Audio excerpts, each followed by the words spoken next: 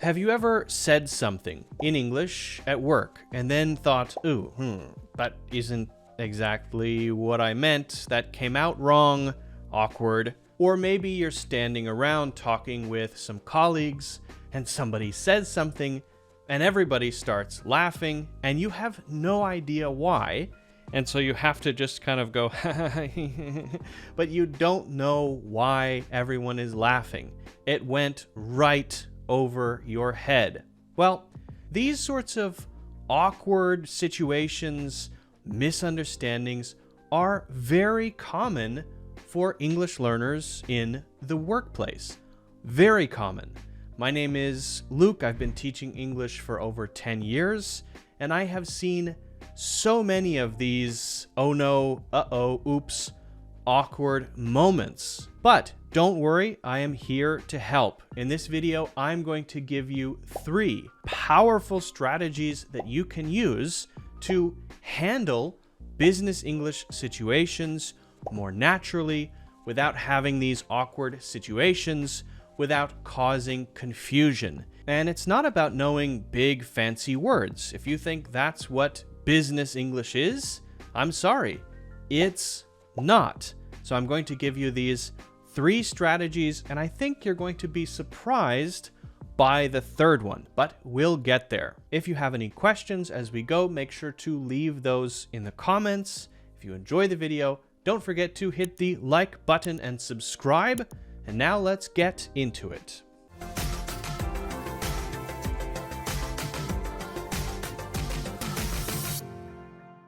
Let's get into the 3 tips that we're going to talk about that will help you handle workplace or business English situations much more naturally so that you don't have these awkward misunderstandings, either causing them because you said something a little odd, or listening to what other people are saying, not understanding what people are saying. What the hell are you talking about? So, get ready to say goodbye to those awkward moments. Number 1, focus on using simple language and speaking slowly.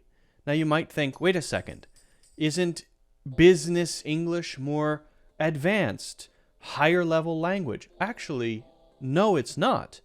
Usually there are some specific words and phrases that you need for different companies, but generally, the more clearly you communicate, the slower you speak, the simpler your language, the more understood you're going to be. You cause misunderstandings when you try to use something that you don't fully understand, that you don't really know how to use. That's what creates awkwardness. That's what creates misunderstandings. Now you might think, okay, but if I'm using simple language, won't people judge me for using simple language?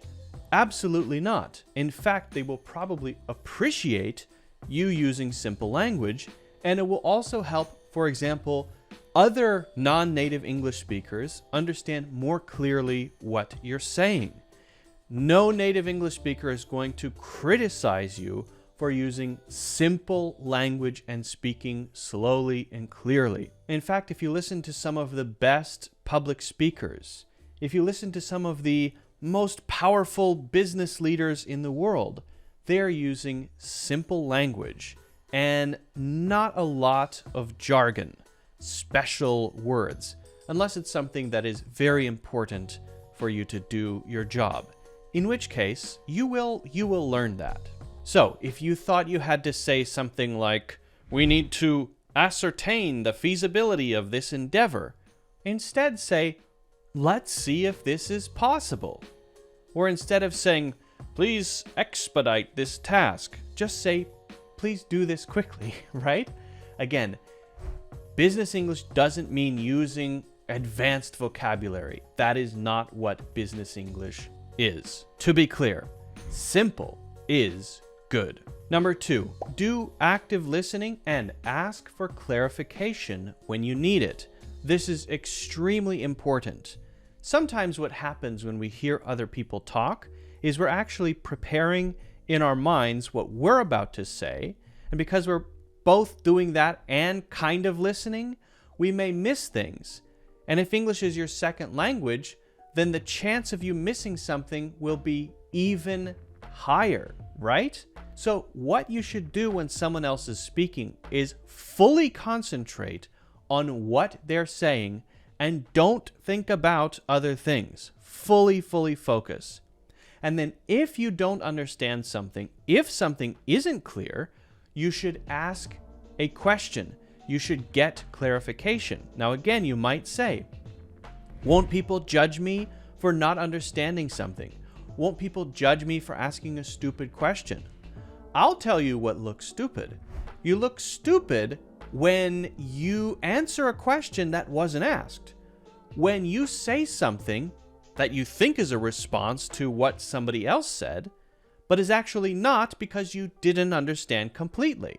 That's what can make you sound stupid. And so what you should do is, if there are any gaps after you've listened actively, then you say, could you explain what you mean by this? Or I'm not familiar with that term. I'm not familiar with that reference. You can even say, I don't know that reference. I don't know that term. Could you explain it? Simple, right? Could you elaborate? Very simple. When you ask people to explain things more clearly, most of the time they will appreciate that you did that. It's a way to engage in a conversation. No one's going to judge you or think you're stupid for asking a question to understand something more. Again, they might think so if you listen, don't understand, and then talk about something completely unrelated. Then they might, right? Maybe you want to just confirm that you understand. You think you get it. So you say, I want to make sure I understand. Are you saying that? And then you say what you think you understand, and hopefully they say, yes, that's right. Or maybe they say, actually, it's a little different. Then once you have the right understanding, you can actually answer the question, and that will definitely avoid any kind of awkward situation. Number 3 is to immerse yourself in the culture to try to understand those cultural nuances and references. Why is this so important? Now, this is, yes, a kind of longer term process. This is not something that you can do right now. The first 2 tips you can do right now. You can start right away. This is a process, but those situations where someone said something that other people are laughing at and you don't get it may be a cultural reference.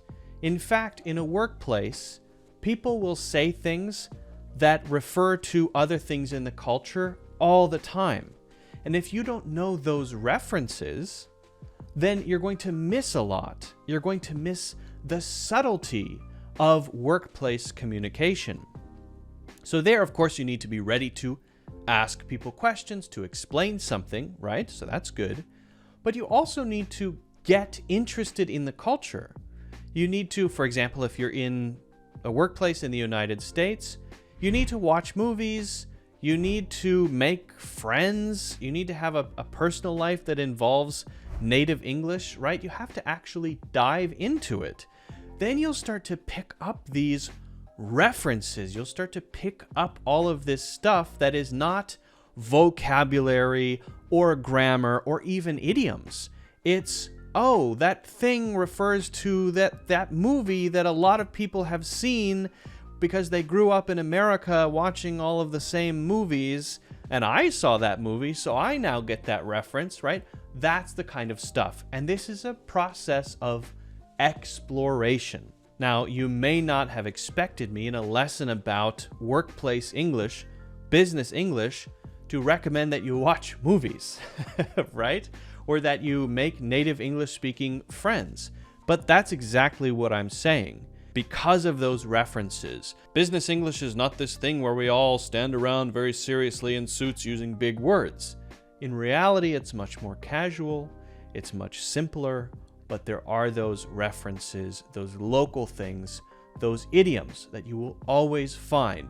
And it's sort of the next level after you learned all of the vocabulary, right? So you have to dive in. So just to recap, If you want to fit into the workplace better and avoid those awkward situations, slow down, use what you know, use simple language, and don't be afraid of being judged. Do active listening to really focus on what other people are saying, and if there are any gaps, make sure you ask questions. Never be afraid to ask questions. And third, dive into the culture. Immerse yourself in the culture so that you can start catching on to all of those cultural references. If you have any questions about this, let me know in the comments. If you haven't done so already, make sure you hit the like button and subscribe. And also, you can get a free course in the links in the description. And I will see you in the next one.